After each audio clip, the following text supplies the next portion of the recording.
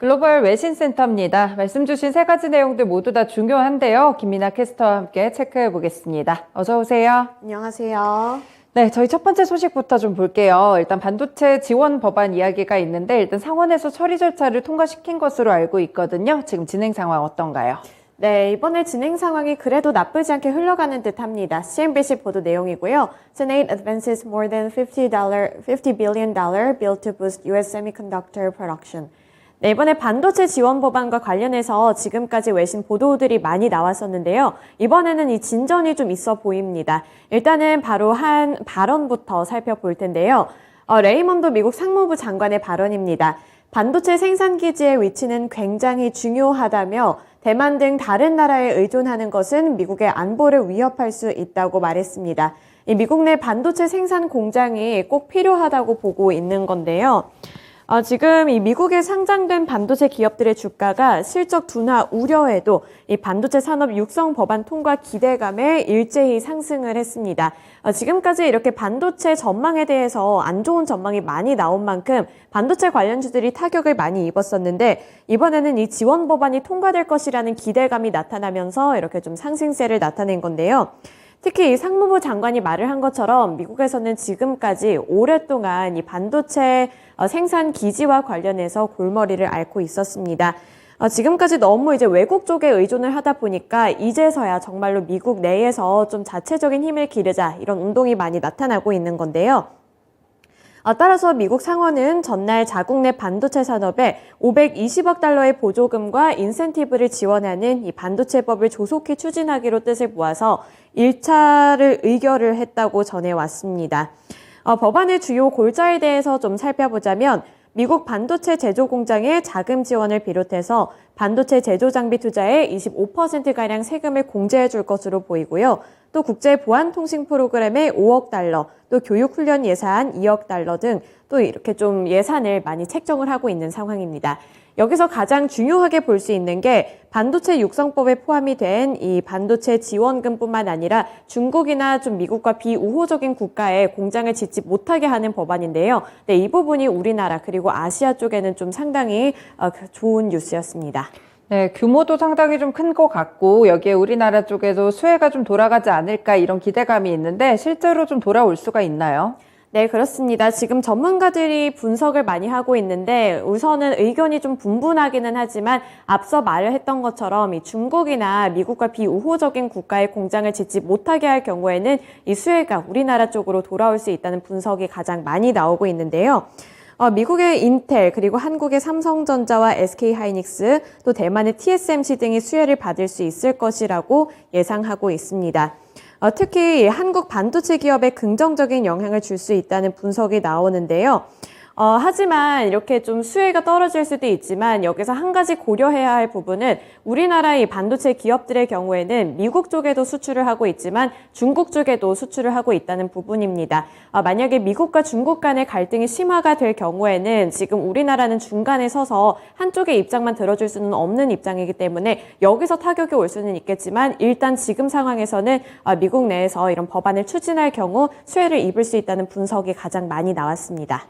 현재 긍정적이기는 하지만 확실히 미국과 중국 사이에서 줄타기를 좀 잘 해야지 수혜를 받을 수 있을 것 같다라는 분석까지 있었습니다. 네, 두 번째 소식 넘어가 볼게요. 최근에 이제 에너지 가격에서는 유가 같은 경우에는 조금 잠잠한 흐름으로 나타나고 있고 천연가스 이야기는 조금 나오고 있는 것 같아요. 러시아와 네. 유럽 간의 관계에서 어떤 보도들이 있을까요? 네, 우선은 국제 유가부터 살펴보겠습니다. CNBC 보도 내용이었고요. Gasoline prices may have peaked for the summer and could be headed below $4.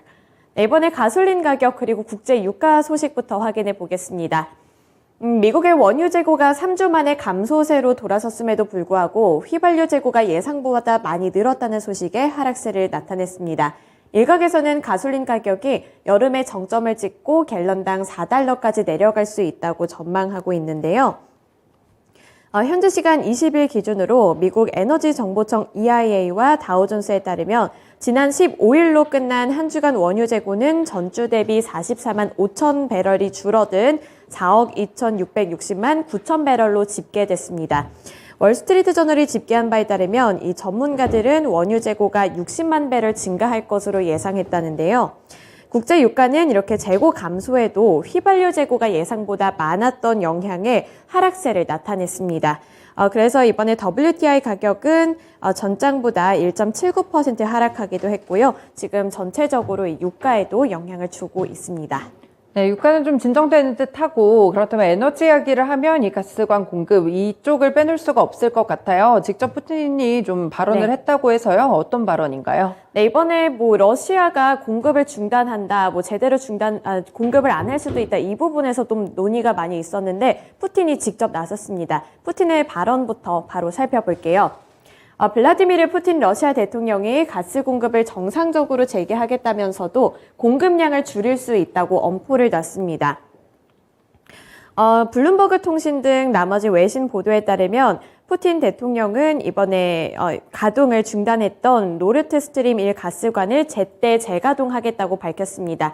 이 부분은 긍정적으로 볼 수 있겠는데 앞서 이 발언에서 살펴볼 수 있다시피 재가동은 하겠지만 옛날만큼 다 주지는 못할 수도 있다면서 어느 정도 좀 선을 긋고 엄포를 놓은 상황인데요. 서방에 수리를 요청한 송유관 가스터빈이 제때 반환되지 않고 있고 또 하나의 터빈이 고장났기 때문에 수리를 맡긴 터빈이 돌아오지 않는다면 일일 수송량이 3천만 제곱미터 아래로 줄어들 수 있다는 경고장이었습니다. 이 푸틴 대통령이 언급한 이 3천만 제곱미터는 노르스트림 1의 최대 용량 대비 20%밖에 되지 않는 수준인데요.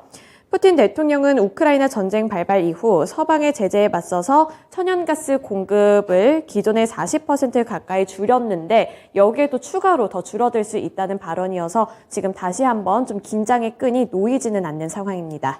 네, 결국에는 푸틴 대통령이 가스관을 가지고 약간 무기화하는 흐름으로 쥐고 흔드는 모습이네요. 앞으로의 흐름도 조금 더 면밀히 살펴드리겠습니다. 네, 마지막으로 실적 발표 여전히 어닝 시즌 이 영향을 상당히 많이 받습니다. 지수도 이 덕분에 오르는 것 같은데 이번에는 테슬라, 서학개미들 분들이 정말 많이 주목하시는 종목인데 실적 발표가 나왔죠. 어땠나요? 네, 나쁘지는 않았던 것 같아요. 네, CNBC 보도 내용이고요. Tesla grows revenue 42% but automotive margins decline. 네, 테슬라의 실적이 좋지는 않았던 것 같은데 또 시장의 예상치는 상회를 해서 긍정적인 평가가 나오고 있습니다. 자세한 수치까지 살펴보겠습니다. 테슬라의 2분기 매출이 약 22조 1,700억 원을 기록하면서 약 10%가량 감소했습니다. 하지만 시장의 예상치는 상회했고요. 순이익은 22억 6천만 달러를 기록한 가운데 전년 대비 약 2배 증가했습니다. 주당 순이익은 예상치였던 1.81달러에 비해서 상회하는 수준이었는데요. 2.27달러를 기록했습니다. 이번에 중국 상하이에 있는 테슬라 공장이 코로나19 봉쇄로 가동을 중단했던 것이 러시아의 우크라이나 침공에 따른 공급망 혼란 등 이런 실적에 좀 영향을 줬는데요. 테슬라의 2분기 차량 인도량은 전분기보다 약 18% 감소했다고 합니다. 또 2분기 말 기준 가지고 있던 이 비트코인의 75%를 매각했다면서 이에 따라서 약 9억 3,600만 달러의 현금이 추가됐다고 밝히기도 했는데요. 그동안 일론 머스크 테슬라 CEO는 여러 차례 어려움을 토로한 바 있습니다. 이 상하이 봉쇄로 매우 힘들었다면서 공급망 차질로 악몽 같은 시간을 보내고 있다 이런 발언도 예전에 내놨었고 또 미국 경제 상황을 우려하면서 앞으로 3개월 동안 전체 인력의 3%에서 3.5%가량을 감축할 것이라고 발언도 내놨는데 이렇게 여러 가지 장애물이 있어서 이렇게 너무 좋지는 않은 실적을 내놨지만 그래도 여기서 시장의 예상치보다는 나쁘지 않았기 때문에 전체적인 평가는 긍정적이었습니다. 네, 이익 측면이 좋았던 것 같은데 그럼 앞으로의 하반기는 좀 어떨까요? 네, 하반기 전망도 바로 보겠습니다. 도이치뱅크에서 내놓은 분석인데요. 상반기 부진했던 출하량을 하반기부터는 이끌어낼 수 있을 것이라면서 지금이 매력적인 진입 구간이 될 수 있을 것이라고 봤습니다. 이렇게 도이치뱅크뿐만 아니라 일부 투자 은행들 그리고 대형 IB 쪽에서는 이 테슬라의 하반기 상황을 긍정적으로 보고 있는 분위기입니다. 우선은 이 테슬라가 올해 전년 대비 50% 늘어난 140만 대의 차량을 인도할 수 있을 것이라며 상반기 부진했던 출하량을 하반기에 끌어들일 수 있을 것이라고 도이치뱅크가 그렇게 분석을 했고요. 또 하반기에는 물량이 급증하면서 마진도 회복할 수 있을 것이라고 봤습니다. 하지만 이제 여기서 키포인트가 될 것은 중국에서 제로 코로나 정책을 어떤 식으로 다루느냐 이 부분이 체크포인트가 될 것 같아서요. 중국 상황은 계속 지켜봐야겠습니다. 네, 이렇게 테슬라의 실적까지 세 가지 소식들 김민아 캐스터와 함께 점검해봤습니다. 고맙습니다. 지금까지 글로벌 외신센터였습니다.